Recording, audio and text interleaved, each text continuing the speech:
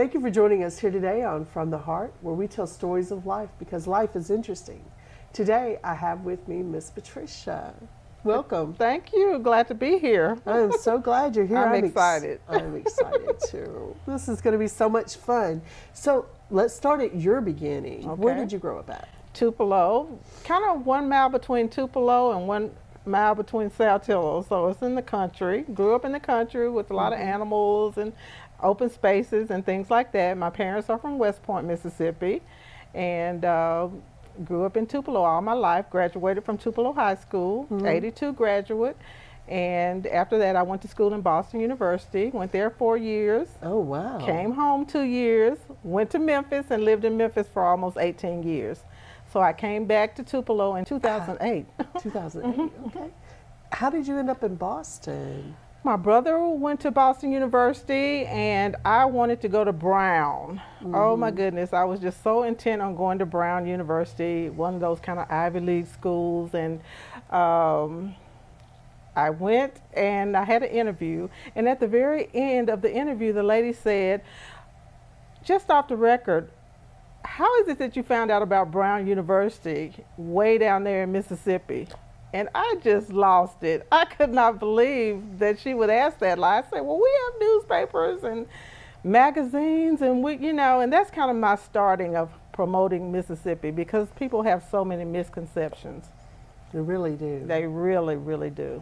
So, I mean, it was like a culture shock for you up in that area. It was not so much for me, but for people. They would look at me and say, when I say I'm from Mississippi, just their eyes would kind of glaze over and they'd ask you questions like, do you all have indoor plumbing? Do you have, do you all have shoes? And I'm like, really? Seriously? And it's still going on today because I speak all over the state. And one young lady in high school said that she was at a DECA convention and they asked her, one of the little girls asked her, do you all ride animals to school?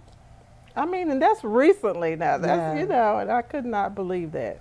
I know, it's such a misconception. So that's what I work on. That's what I do, trying to promote a positive Mississippi.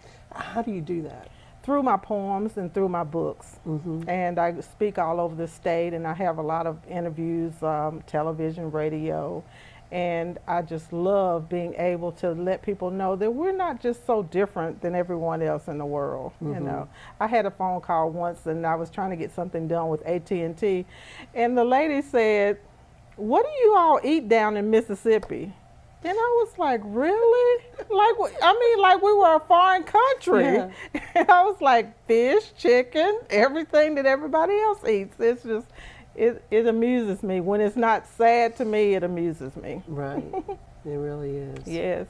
So tell us a little bit about your grandparents. What did they do in their life? Well, my father's grandfather was a farmer in Eupora, Mississippi, and I think my father said that he owned like 100 acres of land in Eupora, and I was like, how did he get all that land? And he said it was very cheap, and he'd buy a little bit at a time. And my mother's father and mother were school teachers. Really? Yes. Where did they teach at? Manatee, Mississippi, and both of them taught in Manatee. And I have a poem about the one-room school where her dad was the principal and the mom was at another school. And her dad was the principal at another school, and her mom taught at the one-room school. So let's take just a minute and listen to this poem. One-room school. My mother told me stories of the one-room school where all the grades were taught together as they went by the same rules. To this school is where she would go with other children from all around. Traveling there in rain, sleet, or snow, these children could be found. Each grade had their own lessons that they were all to learn, while keeping warm by an old black stove that in the corner burned. My mother has high praises for the teacher who taught them there, because it was her own dear mother who gave them special care. My mother said that in this place she learned so very much, like arithmetic and writing, basic reading skills, and such. I love to hear these stories over and over again, for in passing them on down the line, our legacy never ends. My dad when I was a little girl. He would, when he's getting ready to go to work and stuff, and especially on the weekends, he would, while he was shaving, he would recite poetry to me. And that's where I got my little hip hoppy type of. Paul Laurence Dunbar was one of the poets that he would always recite to me. When Melindy Sings. I don't know if you've ever heard that poem. Can I sing it? Anyway, that was his favorite poem, and it was my favorite poem since I was like 5 years old. And when I was younger, I didn't know the poem, but as I got older, we would start reciting it together and go around in the house, and my mom would just roll her eyes in the back of her head like, oh, they're at it again. But anyway, the poem is by Paul Laurence Dunbar. He's an African-American poet of the early 1900s, and he wrote in like a chopped dialect, and it's about somebody we all know, somebody in your neighborhood and church and whatever, who thinks they can sing. Okay, yeah, but guess what? No, you cannot sing. So what he said is, sit down, please stop. Anyway, it goes like this. Go away and quit that fuss, Miss Lucy. Put that music book away. What's the use of keep on trying if you practice till you gray? You ain't got the natural organs for to make the sound come right. You ain't got the turns and twistings for to make it sweet and light. Tell you one thing though, Miss Lucy, and I was telling you for true. When it comes to real right singing, tain't no easy thing to do. Easy enough for folks to holler, looking at the lines and dot, and ain't no one can sense it when the tune comes in and spot. But for real melodious singing that just strikes your heart and cling, come and listen with me, honey, when Melindy sings.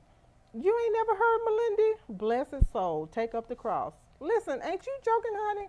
Then you don't know what you lost. You ought to hear that gal a wobbling, robbing larks and all them things. Hush their mouths and hide their faces when Melindy sings. That was really interesting. Thank you so much for reading that.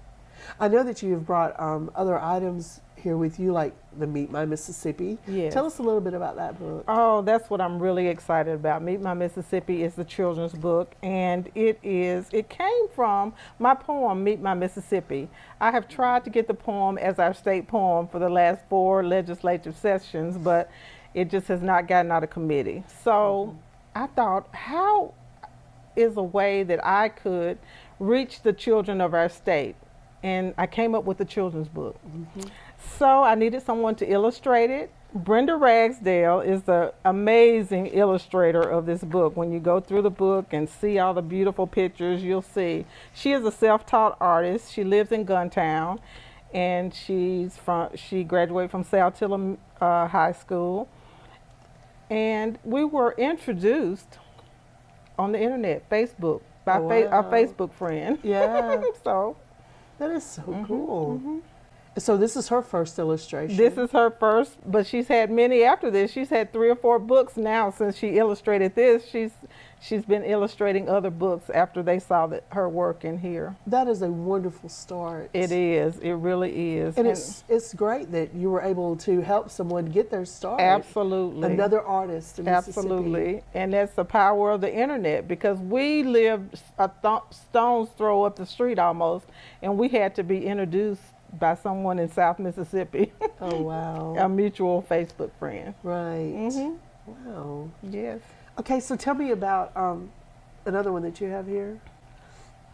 Well, I have 3 books of poetry, and the last one is Mississippi in Me, and that's kind of a compilation. It's a combination of some of the poems in my first 2 books and then some of the new poems.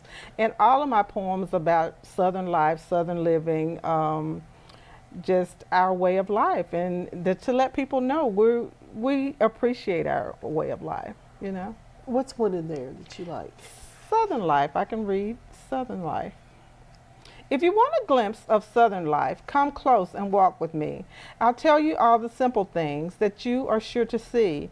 You'll see mockingbirds and bumblebees, magnolia blossoms and dogwood trees, caterpillars on the step, wooden porches cleanly swept, watermelons on the vine, strong, majestic Georgia pines, rocking chairs and front yard swings, June bugs flying on a string, turnip greens and hot cornbread, coleslaw and barbecue, fried okra, fried corn, fried green tomatoes, fried pies and pickles too.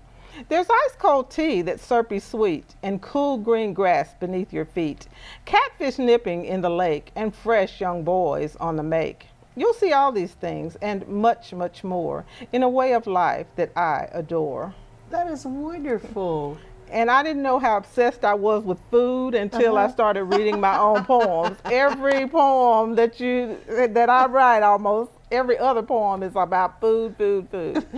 But in the South, that's what we're about. That's food. what we do. If you show up at somebody's house, Absolutely. they're going to try to feed you. Wedding, funeral, get together, whatever. It's going to be some food. That is great.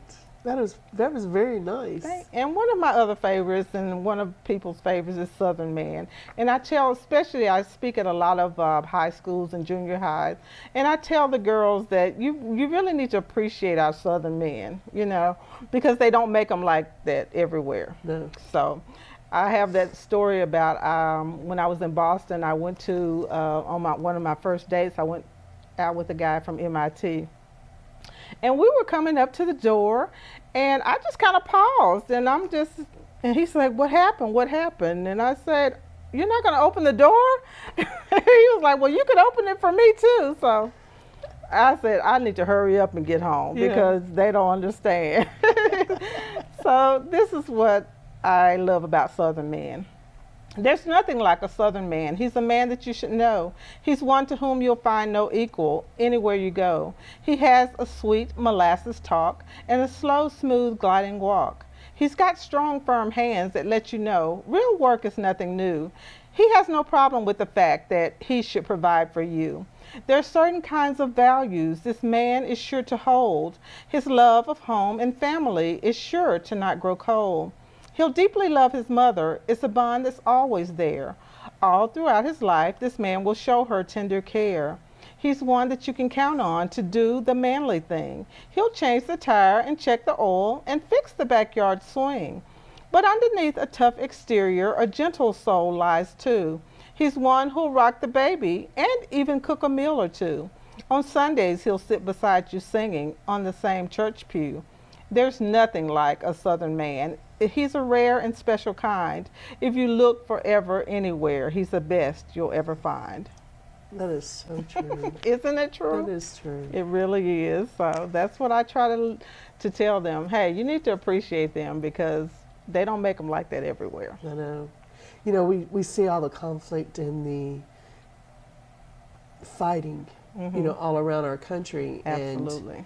And, we in Mississippi are in the South are a little insulated from that because, absolutely, as my mama says, we call nonsense nonsense. Absolutely, absolutely. And so we're just brought up different. In general, we have different rules, we have different standards, and that's another poem. If I can read that about the rules, can I read that? Yeah. Most Southern folks have rules we're taught from when we're very young, and most of us throughout our lives to these rules have clung. Life can be much easier if you know what to do or not, and you're sure to learn a lot of them if Southern parents you've got. One of the first rules you come to know is children are to be seen and not heard. It's best if you sit down somewhere quietly as a bird. You always say please when you're asking and thank you when you receive. You address all your elders as ma'am or sir, and if you don't do it, you'll grieve. Don't touch anything in the store. Keep your hands to yourself. If it's not something you plan to buy, leave it soundly on the shelf. Always say good morning soon after you awake, and always greet people pleasantly if friends you are to make. Don't slam a door as you walk out. You don't live in a barn. You better close it gently is what they always warn. If you open a cabinet or anything, always close it back. Once you do it repeatedly, you'll always have the knack. Don't call someone before 8 a.m. or after 10 at night, and that's my mom's pet peeve. If it's something you feel you must do, it's an urge that you must fight. Never ask for food when you visit, although the host may ask. Sometimes it's best if you decline and let the moment pass. These are just a very few of the things we Southerners are taught. Without some rule for every occasion, we are never caught. That is great. And that's true. Yeah. We have 1,000 rules. Yeah. By the time we're 5 years old, we have this little tape recorder of things in our head that what not to do and what to do. Right. And it teaches respect. Absolutely. It teaches respect. Absolutely. It teaches manners. Absolutely. You know, and that's one thing that's very want. It is. It really is. Manners. It really is. And if we could go back to teaching those simple rules. Yeah. Raise your hand before you speak. Absolutely. Yeah. And, you know, and say thank you and please and yes, Yes. ma'am, and no, sir sometimes. You know, Right. it might get you, you know, in the door to some place that someone else might get into. Right. And I mean, even in texting, you know, I have found that if I Oh, say yes. please and Right. thank you in there, like, because whenever I have to ask somebody to do something and I know they don't want to Right, do, right. I'll say, please, I need you to, Absolutely. and thank you. Absolutely. And they're like, well, text has no tone. I'm like, that's why I put please and thank you. Absolutely. I mean, it's just Absolutely. respect. It makes a difference. It does make a It's just difference. respect. All right, so your mom and dad, tell us a little bit, what did they do? Well, my mom was a school teacher like her mother and her Oh. father, and she taught in the Tupelo school system, and my dad was a physician for 35 years, a general practitioner. Oh, wow. Yes. What did your mom teach? She taught reading most of the time. In the last few years, it was remedial reading classes at Pierce Street Elementary School. Oh, that takes a special heart. It does. It really does. And she is a teacher to her heart. Is she? Yes. Yes, she is. We were talking earlier about different artists in Mississippi and about how people don't appreciate Right. us here at home. And I mean, you know, in the Bible, Jesus had that. You Right. know, when he went to Nazareth, they tried to throw him off a cliff. Absolutely. You know, and he left and didn't go back. And so I'm glad Absolutely. people have this opportunity to meet you so that they'll know that you're here and that you're a part of Mississippi. Yes. And I just want, in my poem, Meet My Mississippi, that's what I want to try to do for the children of our state, to let them know that there's so many wonderful people that have come out of Mississippi, so many famous people, and I put all those things in that poem, Meet My Mississippi, because I don't want them to think, you know, that just because you live in Mississippi that you're the bottom of the rung. That's the way they try to make us feel. I know everything you see on the news, Mississippi is last, but Exactly. I don't agree. And I say, if all these wonderful people came out of Mississippi and all of these wonderful singers, and I put just the kitchen sink of all of them in this poem, to let them know, hey, you can rise to the top, you can be the best of the best, you can be at the top of whatever field you want to be in. We've got world-renowned directors We do. that live right here in this North Mississippi. We do. We have Grammy winners We that live do. right here. We have, New York Times best-selling authors Yes, we right do. here in North Mississippi. Yes, we do. But kids don't know that, and most Mississippians, a lot of them don't know that. They're not exposed to them. Right. And like I said, that's what I'm trying to do. And with my children's book, and when they start researching these people and looking up those things, that they'll know about them. And can I read the poem, Meet My Mississippi? Yes. Wonderful. Now, this is the last version of the poem. The first version was very, very short, and I'm so glad that they kind of denied me not getting the state poem, because it made me put more and more and more in the poem till it got to something that could be a teaching tool. So now it's not really for to be the state poem if it's not meant to be. It's more for me to teach our children, you know, about Mississippi and the world, to let them know that there's more to Mississippi than all the negatives that you hear. Meet My Mississippi. William Faulkner's sanctuary, Eudora Welty's home state, Elvis Presley's birthplace, the bulk of the Natchez Trace, Choctaw Nation native land, rolling hills of the Chickasaw Band, sprawling beaches along the Gulf Coast shore, one bluesman's crossroads, and inspiration for more, like Albert, Beebe, Booker, Howlin' Wolf, Little Milton, and Muddy Waters, who came to the fore. There's farm-raised catfish, Delta tamales, Vardaman sweet potatoes, seafood galore, and warm front porch welcomes with a wide open door. Creative muse for Bark, Stetson, Peavy, Viking, and Henson's famous green frog, and where the Southern crosses the yellow dog. An abundance of history, tradition, and folklore, with ruins of Windsor, Vicksburg Battlefield, Emerald Mound, Grand Village, Ingomar, Winterville, and Far Mounds to explore. You'll find an authentic Denzel carousel merry-go-round where Jimmy Rogers fathered a unique country sound. Conway, Charlie, Tammy, and Marty came down the line, along with Bobby Gentry, Faith Hill, and young Leanne Rhymes. She's the place where Coca-Cola was bottled for the very first time and pine saw invented to combat dirt and grime. A Mississippi native, few would guess, was the innovative mastermind behind Federal Express. The very first heart transplant and first lung transplant were performed right here, where Dr. James Hardy stepped in when others had fear. For football legends, you don't have to think twice. There's Brett Favre, Archie Manning, Walter Payton, and Jerry Rice. Mississippi greats amazingly include Ruby Elsie, John Grisham, James Earl Jones, Willie Morris, Tennessee Williams, Mary Wilson, Oprah Winfrey, and Leontine Price. She's a ride down the mighty river on the American Queen in some of the most beautiful countryside that you've ever seen. She's music and melodies and the mockingbird songs by valor and arms and faith ever strong. She's magnolias blooming around Jackson's Capitol dome with the buzz of the honeybee and sweet scent of the honeysuckle that forever say home. Since December 10th, 1817, our 20th state. Go Mississippi, the hospitality state. Roll on Mississippi, you're a true state of grace. I love that. Wonderful. And I just, like I said, I put the whole kitchen sink into the poem. You know, but you know what? I want you to read how it started out. Now, this is how I started out with the poem. And I found out it really was just like a heart poem. It was just like my emotional feelings. And there was very little in it.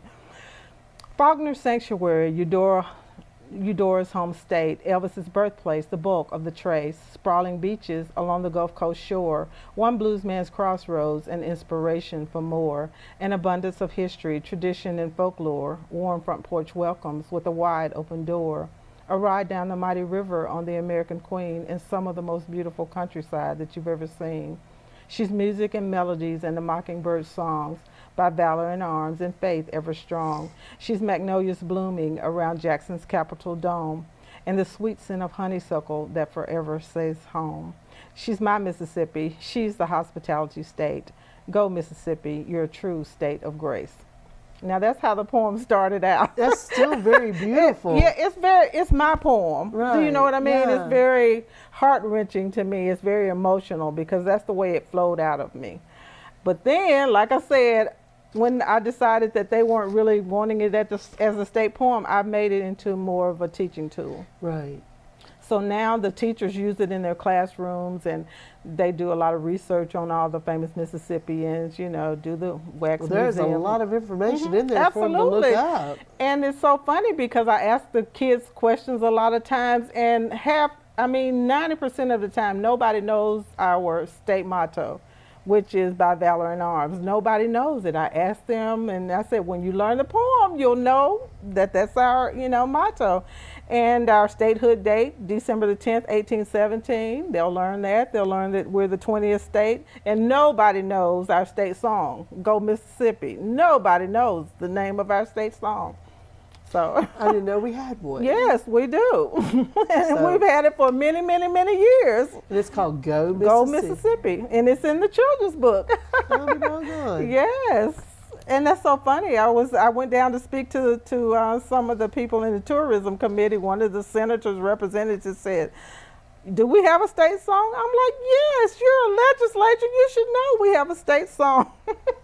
But anyway, it's the words and music by Houston Davis. I put that in there, and it's been our state song since 1962. Wow.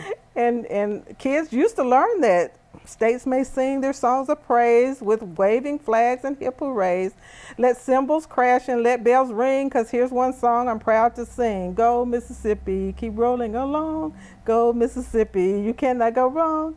Go Mississippi, we're singing your song.